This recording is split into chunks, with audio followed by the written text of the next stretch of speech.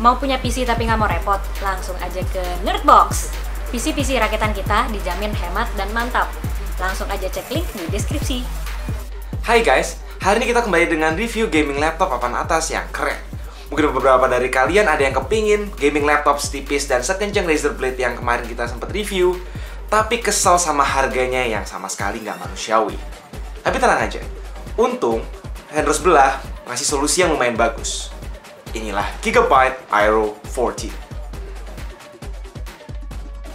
Secara singkat, desain laptop ini mirip sama laptop Gigabyte Aorus seri X atau laptop MSI seri GS.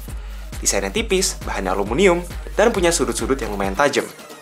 Emang masuk akal sih kalau ultrabook gaming itu biasanya punya casing aluminium biar sekaligus jadi heatsink. Tapi untuk beberapa bagian seperti aksen body dan aksen layar, bahannya masih plastik. Mungkin karena desainernya iseng, dia juga nama-namain hiasan mirip carbon fiber di bagian sini. Nggak kayak Razer yang desainnya niru MacBook Pro, sekilas laptop ini sama sekali nggak kelihatan kayak laptop gaming di mata orang awam. Dari ventilasi misalnya, cuma ada di dasar dan di bawah layar, nggak ada di kiri maupun di kanan. Oke, kenapa ini laptop bisa dinamain Aero? Karena laptop ini termasuk laptop performa tinggi paling enteng sedunia. Mau dimasukin ke tas lempang, ransel, laci mobil, ini se-Aero muat-muat aja, serasa bawa ultrabook. Dari segi display pun, laptop ini gua acungin jempol. Resolusinya udah QHD, warna akurat, dan lumayan terang. Resolusi QHD ini kayaknya juga lebih masuk akal ketimbang Razer Blade yang punya resolusi QHD+. Karena toh, layar 14 inci nggak butuh resolusi setinggi itu biar tajam. Terus ujung-ujungnya cuma jadi beban ke baterai dan GPU.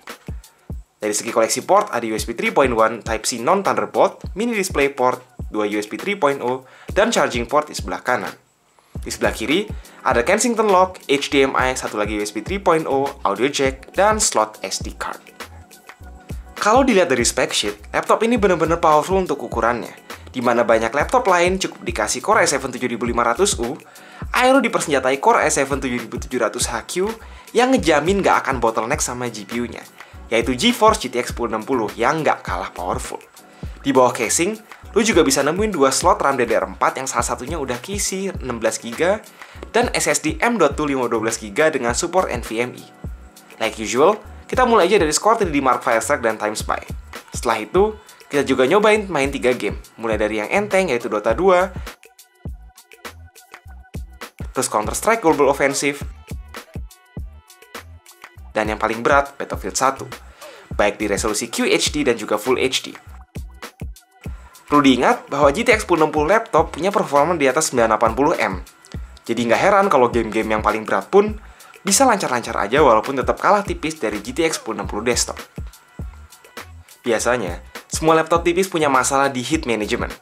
Untungnya laptop ini nggak punya isu serius sama panas, as long lu set fan speed di maksimum selama ngegame dan ngejalin aplikasi-aplikasi yang berat. Suaranya sih berisik, kayak mesin jet. Tapi worth it. Selama yang berjam-jam pun temperatur masih stabil di kisaran 80 derajat dan 70 derajat pas ngejalanin Firestrike.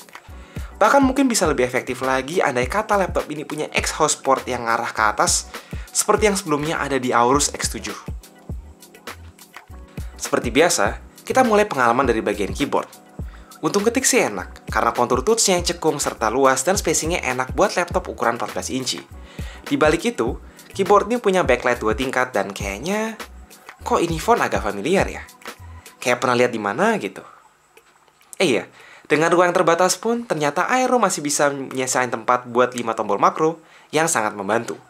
Jadi kalau 5 tombol ini nggak cukup, lo masih bisa nyimpen lebih banyak makro lagi ke dalam 5 profile yang ditandain warna.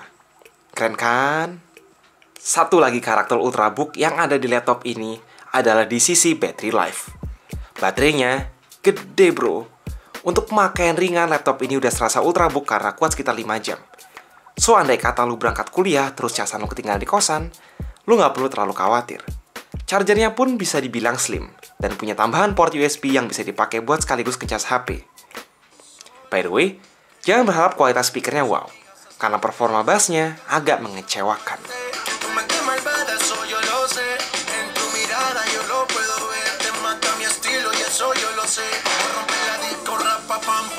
Setelah pakai laptop ini selama beberapa hari, gue udah bisa ngambil kesimpulan bahwa Gigabyte Aero 14 adalah laptop gaming ala ultrabook yang nyaris sempurna. Performa oke, panas terkendali, fitur banyak, layar tajam, baterai kuat. Dan yang paling penting, enteng dan enak dibawa kemana-mana. Harganya pun masuk akal. Jadi setiap kali ada yang minta rekomendasi laptop gaming 14 inci di kisaran 20-30 juta, dengan senang hati, gue akan nyaranin laptop ini. Oke, sekian dulu pendapat kita tentang Gigabyte Aero 14. Dan kalau kalian jadi pingin laptop ini gara-gara nonton video ini, jangan lupa cek link pems.com di bawah. Dan terakhir, jangan lupa buat like, share, dan subscribe. And as always, have a nice day.